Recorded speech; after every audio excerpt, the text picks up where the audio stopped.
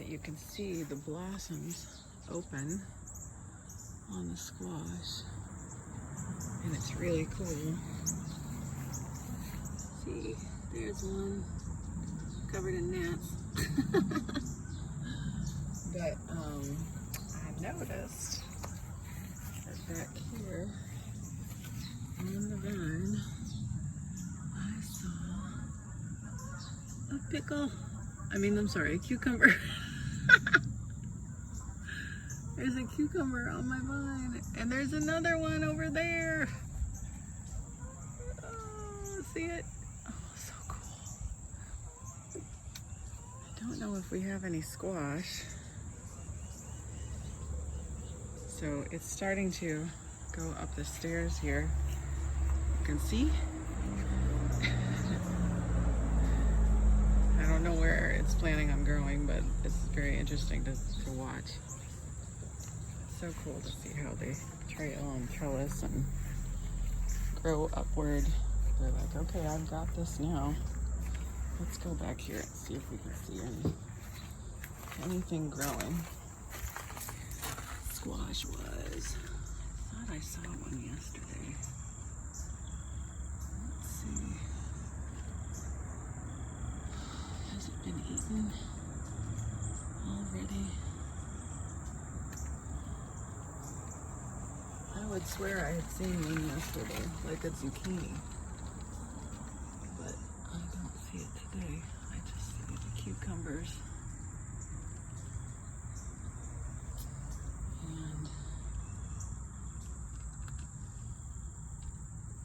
I don't see anything on here. I think whatever's on here gets eaten. Yeah, you can see, look. There it is. Eaten, eaten, eaten. That's a deer. That's a deer that eat things tidally like that. Wow, so they'll come back here. That's interesting to know. I didn't know they would come under the porch. But they will. Oh, there's a little squash growing. Whether it is allowed to grow, we'll see. But it's a little, oh, there it is. There it is. That's the one. Yeah. So something's growing in the squash plants. You're not going to be able to tell from the video, but I also tidied up the garden today. The tomato plants needed some serious trimming. The peas are fine. But the tomato plants were just everywhere. I mean, they kind of still are, but I trimmed them all up and I re-staked some of them.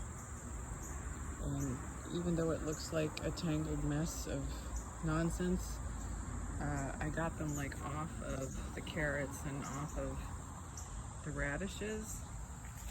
So they're hanging there instead of laying there. I keep finding these dropped everywhere. And the Rosella tomatoes. These are really good, the Rosellas. I recommend them.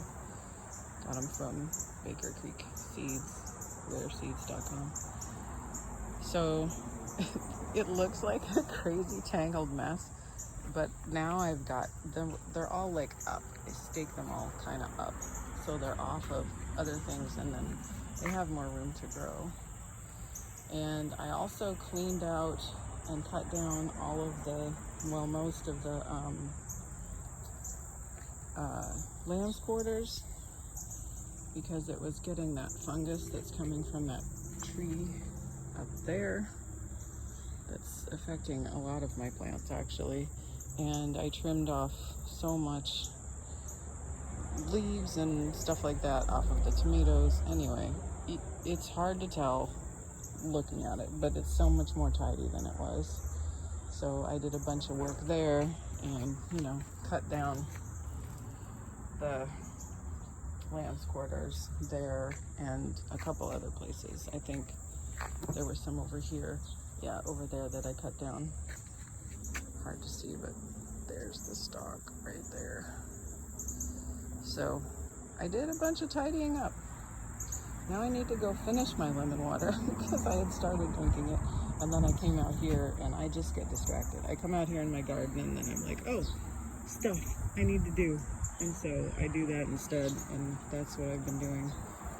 So I gotta go finish my lemon water and make my celery juice, but... Oh yeah, and we did the caterpillars, the monarch caterpillars over here. There's 19 chrysalises or chrysalides. I don't know the plural correct. I always forget what it is. But there's 19 of them in here. And there's a couple more that are jaying right now. Again, hard to see because of the moisture. You can see better that way. So there's a couple that are jaying and they're gonna make chrysalises. There's still 4 down here eating the milkweed, and we put fresh milkweed in today, so they're just chowing down and having a good old time. And of the 4, 3 of them are kind of this size, and one of them's a tiny wee baby, so that'll be like the last baby. And we'll see what happens. So we've got 19 up there, and if ever these swallowtails hatch over here, okay, let's go back over here. So I've got come over in my overgrown herbs that are flowering and going crazy. So on the parsley here that I put into this container because of the swallowtail caterpillars, you know, there were a bunch of swallowtail caterpillars, so I put them in here because the wasps were eating them, and I didn't want that to happen. So to protect them, I stuck the whole pot into this container, and it's worked out really well. And then I was going to take them out, and then on my celery I found 2 more caterpillars, so I stuck them in there, and I'm just waiting for them to hatch. I'm just waiting for them to hatch so that I can take them out, because you see these ropes here?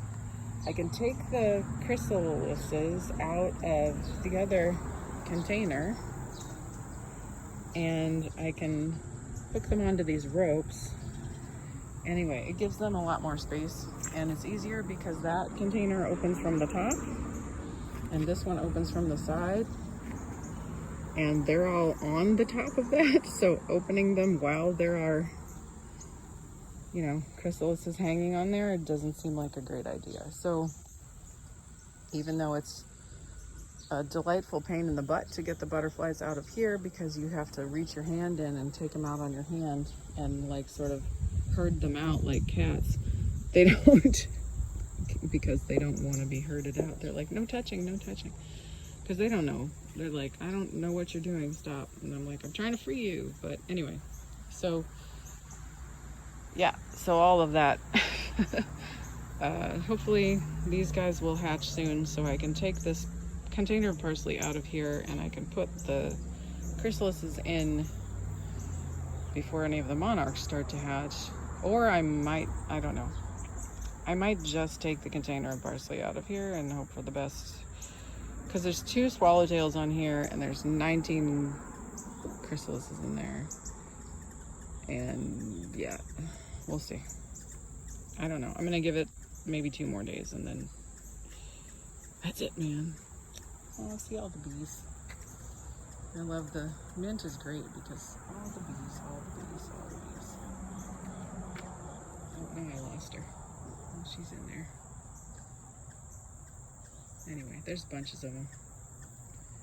And I'm not getting any of them on the screen, but I can see them all. There's bunches of honeybees on here. The honeybees love the mint, so that's great. I don't know whose honeybees they are. I have a theory.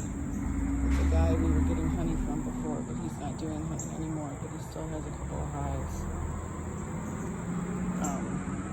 Yeah. Alright. Oh, these fighting hummingbirds. I tell you what, you can hear them, right? Huh? Oh, these 2. Oh, one got the feeder. It's mine now. They are so funny because they're so territorial, and I don't have places to hang other feeders that aren't visible. Actually, there are other feeders that aren't visible. They're on the front of the house. My mother-in-law has feeders hanging up on the front of the house. But